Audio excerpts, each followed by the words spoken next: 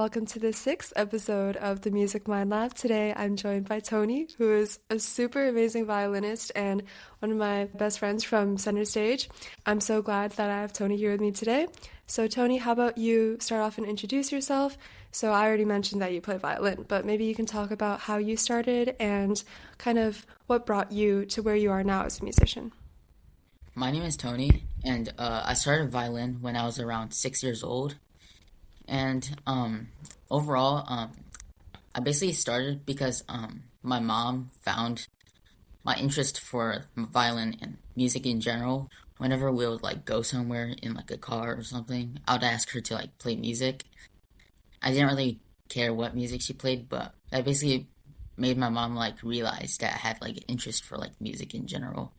And so she decided to sign me up for like violin lessons because first like the violin's like pretty portable, and also I think I showed like an interest in like classical music in general. I also played the piano, but I actually quit like 2 years ago because I was pretty busy. I had to like focus on violin and I couldn't practice as much, so unfortunately I had to quit piano. But I feel like that's a really common experience for a lot of musicians who also start playing piano early and then they quit. And I was wondering for you, either what do you think your piano experience has helped you, with your violin playing now? Do you think that has helped you at all? Or what motivated you to choose the violin over the piano when it kind of came to choosing one instrument over the other?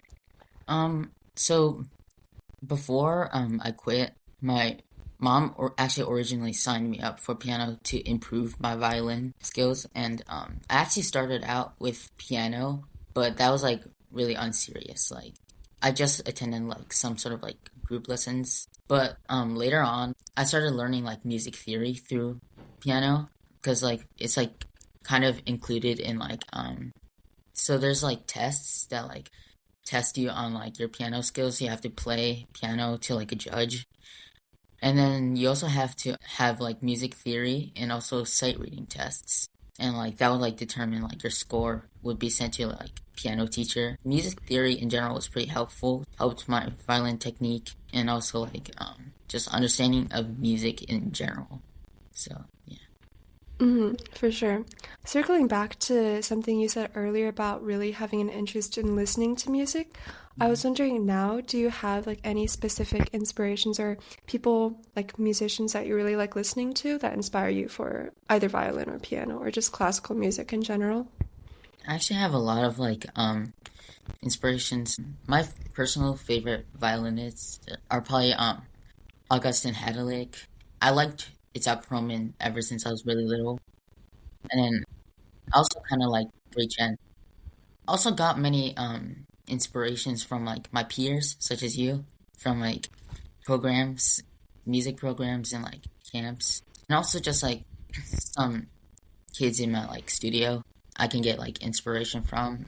Basically like a lot of music related things such as camps, professionals such as like Augustin Hadalick and like yeah, my peers. I definitely relate to what you were saying. And I wanted to kind of expand on what you were saying earlier about gaining inspiration from your peers. I definitely resonate with that. I got inspired from you too. And I was wondering if you could talk a bit more about your summer camp experiences, because I know aside from Center Stage last year, you've also been to quite a few other summer camps. So maybe could you talk about the most valuable lesson you learned or like a specific interaction or moment that was meaningful to you from those camps? So I actually attended multiple summer camps around like four by now. I started when I was around like fifth grade. So my first summer camp was Interlochen, and then I also went to the Indiana University String Academy, and I went to CSS for twice in a row. One thing these camps all have in common is that like after these camps I'll kind of be like locked in. I mean, maybe it's also because it's during the summer, but like I'll be pretty locked after the camp because like I'll also get a lot of motivation, and also like a lot of these summer camps, especially like during the school year, my love for music kind of like drops since I don't get much like inspiration day to day. But like these summer camps provide a lot of great experiences and also inspirations from other people. Right. another big part of these summer camps is also the opportunity to play with professors and also like view or participate in master classes. So I was wondering for you specifically, do you have any like pieces of advice that you remember or really meaningful, I guess, messages that your teachers have told you? Yeah, I have a lot of master classes. Like I remember last year, Miss Belen called me asking me if I would like to like play for like her students. It's like giving her students like some like experience in teaching because they would like to go into teaching. And then also a lot of these master classes they give me like inspiration and also like improvements on like bow arm and also like phrasing, how to phrase and stuff like that. Definitely. Just thinking about the daily inspiration you were talking about from seeing other people all the time, I was just wondering, is there a specific like performance or moment where you maybe heard someone playing or practicing that really stuck with you or really inspired you? Actually, this year I went to the concert of Ray Chen and also Clara Jumi Kang, and those type of performances really like stick with me. And not only professionals performances that I see in person stick with me. I still, in fact, remember your Sibelius performance. I remember like Raymond's performance of Corn Gold, which I really liked. Yeah, a lot of kids from like CSS gave me like great performances that I can look up to. Definitely. That's so sweet, bro. I really appreciate that. And I also wanted to touch on your performance. I unfortunately didn't get to see your book live, but I was hearing it all the time in the practice rooms, and it was beautiful. Thank you. And a moment that sticks out to me from CSS is your quartet's performance.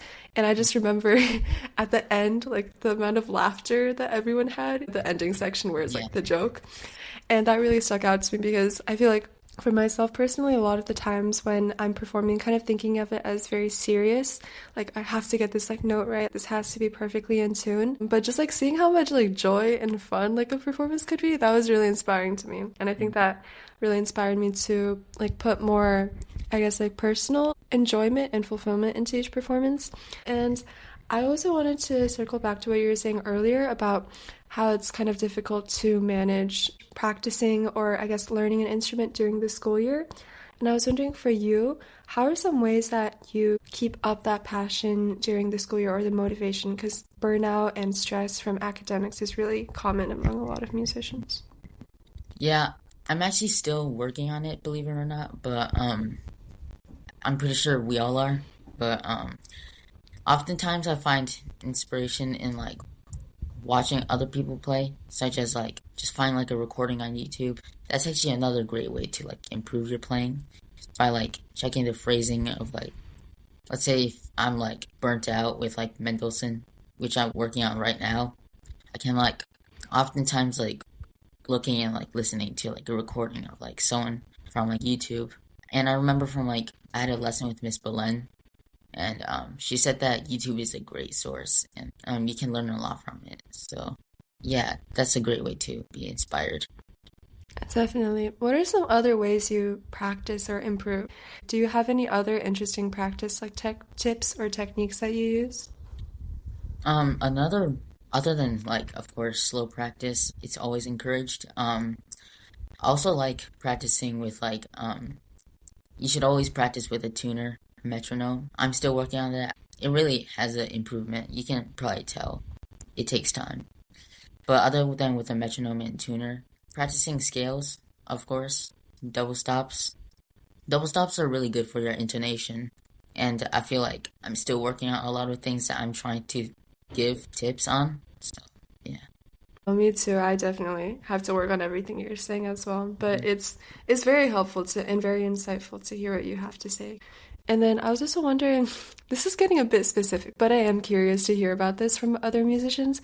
I was wondering what your scale and technique routine, like general routine-ish, looks like. Yeah, no worries. My scale routine is probably most of the time, when I start practicing, like I start out the day by like warming up with the scales. I remember I watched one of Miss Belen's like videos, and she said that oftentimes before a performance, she likes to warm up with the opening and like first page of Mendelssohn. I think that's a good warm up, especially for like vibrato. I also like doing like vibrato scales. yeah, I basically like play the scale. With each note, I like make sure that my vibrato is like good for like at least two bows. Honestly, I feel like I'm not very efficient with it. Like I watched Sydney, and apparently like when some days she like plays scales for like hours or something. And I feel like that's like very impressive. I often don't even have the patience to like practice Mendelssohn, which is like at least two times more interesting than scales in my opinion. But yeah, scales and arpeggios. Arpeggios are also actually really important for like intonation. I actually seen like a lot of improvement with my like concerto for practicing arpeggios and scales. It's really interesting that you brought up what Sydney said because I recall what she said was that she actually, like now, she believes more in the importance of daily scale practice, like in more moderate amounts. And that was really interesting because I feel like I've heard so many different expectations of what you should be practicing. You should be practicing an hour of scales every day.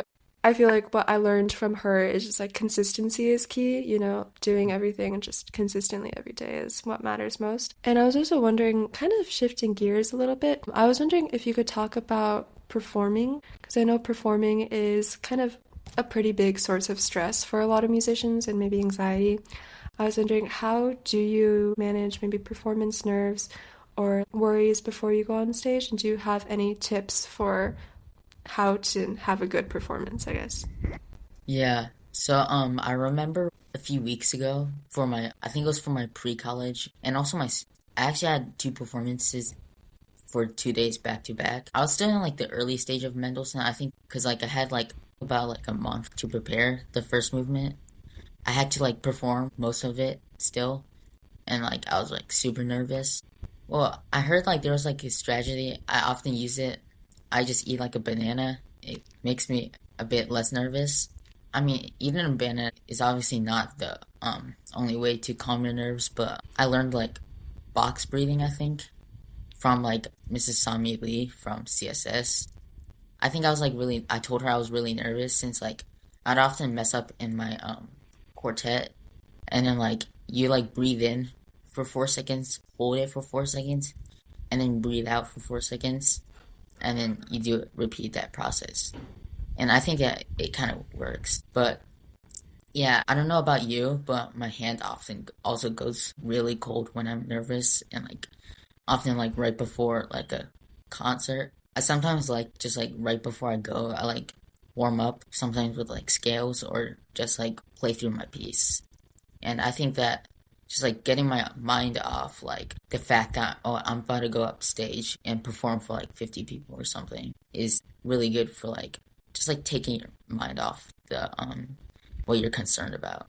I definitely agree with what you were saying about warming up right before you go on stage. And just like a tiny thing that I want to share is I forgot who told me this, but one of my teachers told me the best thing to do before you go on stage is not to run through the hardest parts, but to run through the very beginning and to do that like hundreds of times. Because I think they use Wallow as an example, and that's a great example because the opening is so nerve-wracking. And I was like, that made me kind of reflect on like why I mess up on stage. And I feel like a lot of the time, like the most difficult parts, like you can't really fix them before you go on stage anyway, right? But what you can control is like the very beginning, because that usually beginning is the hardest part, is where you feel the most nervous, and then you get kind of relaxed more into the piece as you get on. So really making sure the beginning is solid is like the best thing you can do. And that stuck with me. So I feel like that was really interesting. And this is all like really interesting stuff that you do before you go on stage, but I was wondering, once you do go on stage, how do you feel? Because I know some people, they don't feel nervous on stage anymore, or some people, they feel even more nervous on stage, or it's just like, what are you thinking about when you're on stage? Yeah, oftentimes the first thing I do, always remember to smile when you walk on stage. There's infinite benefits, nothing wrong with that. Yeah, just smile when you go on stage. But while I'm on stage, a lot of times I don't really have a great mindset, to be honest. I'm always thinking like, don't mess up, don't mess up. Sometimes like closing your eyes will help, but like don't do it too much. I also like try to like listen to my pianist. Like oftentimes myself, at least for me, when I think about myself too much, then like it kind of like messes me up. I don't know why, but yeah, it kind of helps. For sure. Okay, now I'm gonna kind of switch gears over to. Actually, this is connected to what you were saying earlier about smiling when you go on stage. This is also something Sydney mentioned. And I was wondering for you, since for those of you listening who didn't go to CSS, whenever Tony would go on stage, the entire audience would erupt in thunderous applause. Like it was crazy. Tony was the celebrity of CSS. And I was wondering for you, especially since so many people loved you and so many people were so glad to support you at CSS, I was wondering what the value of personal relationships for you are kind of in musical communities, because you've made so many friendships, you got so much support from your peers at CSS, and I was wondering what that brings to you, or kind of how do you go about making so many friendships and relationships? I don't really think that you should like try too hard to like make friends, but like it's always good to have friends. My strategy is mostly just to be yourself. Don't like pretend to be someone else. A lot of people are like being like nonchalant all the time. Although that's good to be like chill and stuff, I know that that's mostly not your full personality. Just be yourself. And also, I think another thing is that like I just try to be like nice as much as I can. I don't really lose anything from that. I just like helping people. Sometimes I do feel like I don't really make as much friends in like environments I'm not really comfortable in. Like at school, I'm gonna be honest, I don't really have as much friends as like CSS. I also feel like a common interest is also a good thing to make friends. At CSS, we all play like an instrument and we all have a shared love of music. And I feel like that is something that really helps us like stay connected, and it makes it way easier to make friends. And that's why I feel like it's way easier to make friends in like an environment more interconnected. I think another thing I would like to talk about is like practicing efficiently. So I have to like admit I don't practice the most efficient. Actually, before this year, before I got into high school and all that, I feel like my practice was very inefficient. And right now it's getting better. I'm kind of locking in. I feel like I'm kind of realizing that I'm kind of like immature. I feel like I don't practice as efficient as I could, and that's because of distractions. For people who for anyone that's watching this and like that has like the same problem of struggling to practice efficiently and staying focused, the few tips I can give you is try to find your love in music while you practice. Like I know it can be frustrating and like really hard. I'm playing Mendelssohn Violin Concerto right now. One of the most frustrating pieces I've played. And just try to find enjoyment in things that you struggle in like uncomfortable situations. Try to find enjoyment. It makes the whole experience like 10 times more enjoyable. And also try to minimize distractions. I know that like scrolling reels is probably way more fun than practicing. Try to like put your phone on like do not disturb, and yeah, try to find love in what you're doing. That was beautiful. I need to hear that. I need to take notes. I think it's okay for us to move into our closing thoughts, unless there's anything else you want to talk about. Yeah, okay, sure. Okay, so now that we're at the end of our episode, I was wondering, do you have like maybe a final statement, a final word of advice that you'd like to share with our listeners? Have fun and be yourself. I feel like that makes everything, as I said, it more enjoyable, and also it actually has good benefits such as improving efficiency. Like if you don't like practicing, you're obviously gonna be way more tempted to like scroll reels. Obviously, like find enjoyment in practice. Remember, why you're playing violin. You loved it in the first place, and like of course you're trying to improve. But yeah, have fun in what you're doing. Definitely. That was so insightful, and I feel like I really need to hear that. Thank you so much, Tony. This was really such a refreshing and really enlightening episode, and I'm so glad I got the chance to talk with you today. And thank you so much to everyone for listening. I hope you enjoyed this episode as well. And please look forward to the next one, which will be released next week.